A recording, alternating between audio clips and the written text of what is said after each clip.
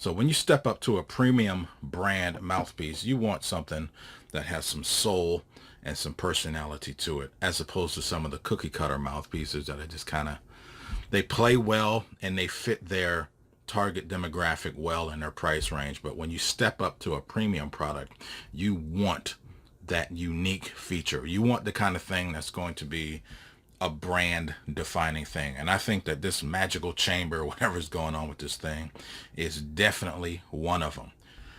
This mouthpiece is actually doing something that I have never ever seen in any one mouthpiece ever. And it has to do with the chamber. Now, I've never played a mouthpiece that played like a small, medium, and large chamber mouthpiece all at the same time until I played this one here, and also the silver one. So pretty much everything that I'm saying about this mouthpiece, I'm saying also about the silver one also.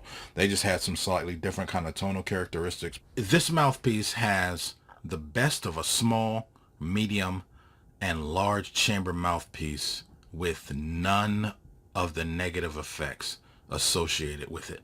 And I've never played anything like that. And it is so freeing to my creativity to have all of those things all at once. I mean, with the small chamber mouthpiece, you get that projection.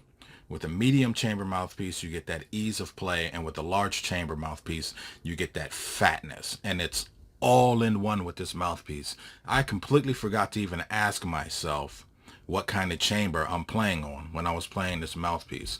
And that is the kind of thing that you want when you decide to step up to a premium brand, because these mouthpieces go from $450 to $800. So with this being a molded metal mouthpiece, this is, the T.A.Ms are a way of basically getting you into the Gary SUGAL family without such a high price like an $800 mouthpiece.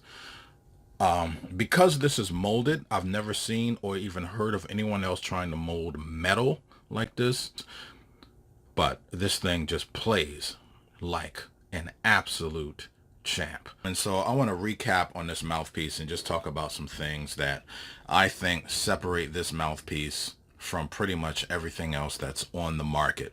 Now, I think this mouthpiece is actually underpriced. All right, so this thing is looking really, really good.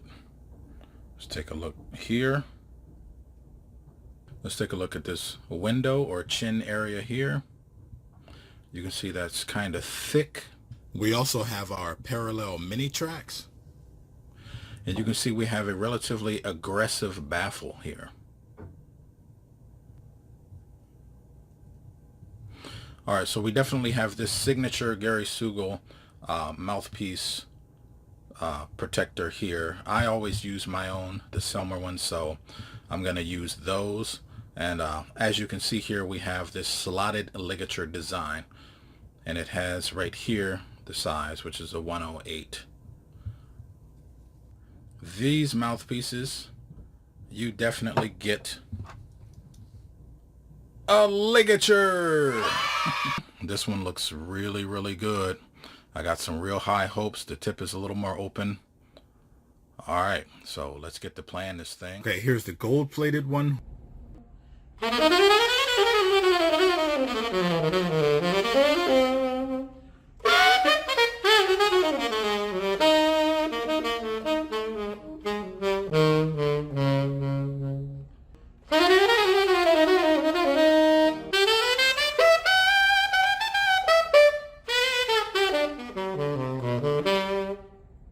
Yeah, man. Yeah, I'm feeling this mouthpiece big time. This is the gold-plated, but I'm going to use this Silverstein ligature because you can use other ligatures with this mouthpiece.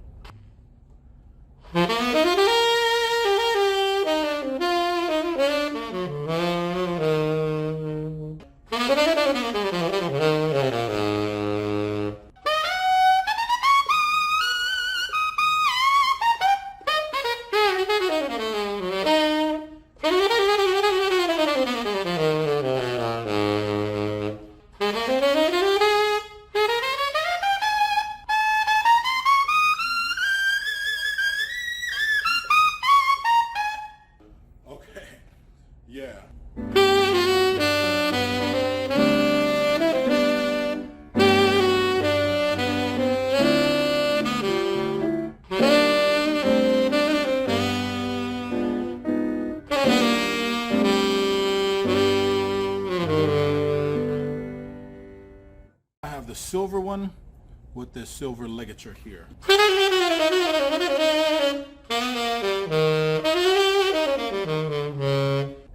Definitely a different kind of quality. There's like a fatness to the sound.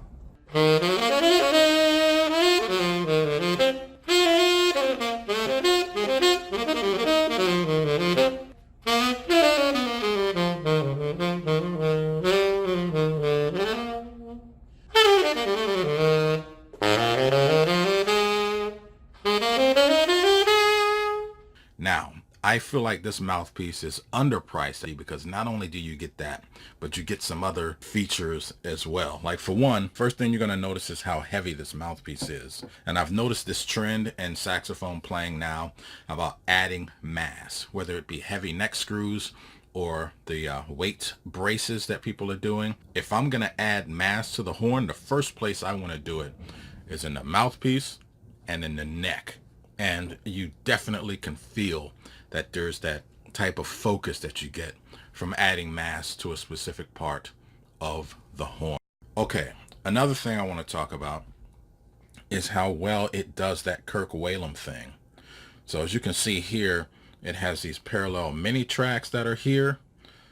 So I don't have any other mouthpiece that has parallel mini tracks, and this mouthpiece is doing something really, really good with the air. It's really encouraging me to use vibrato more and more efficiently.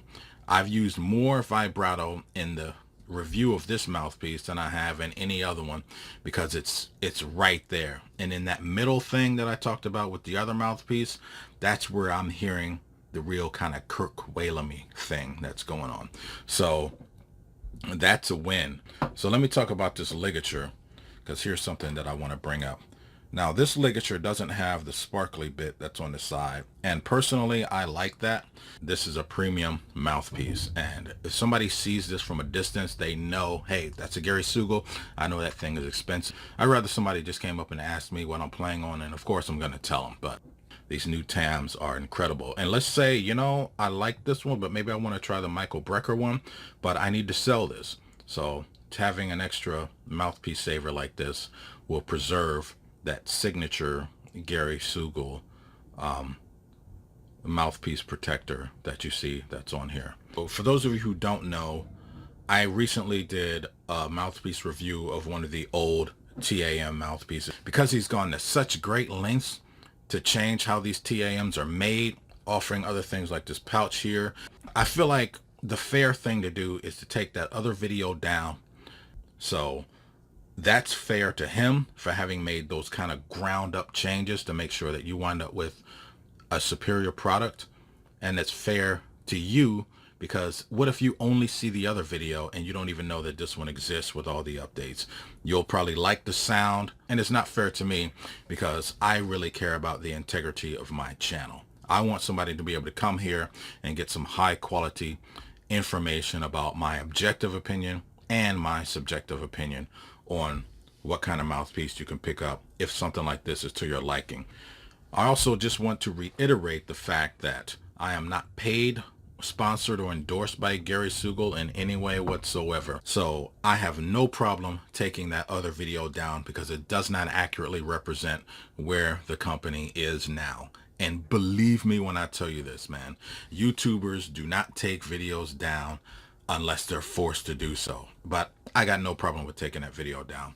And this one, it's amazing. So I hope you enjoyed my channel. Thanks for tuning in, ladies and gentlemen. All right, see ya.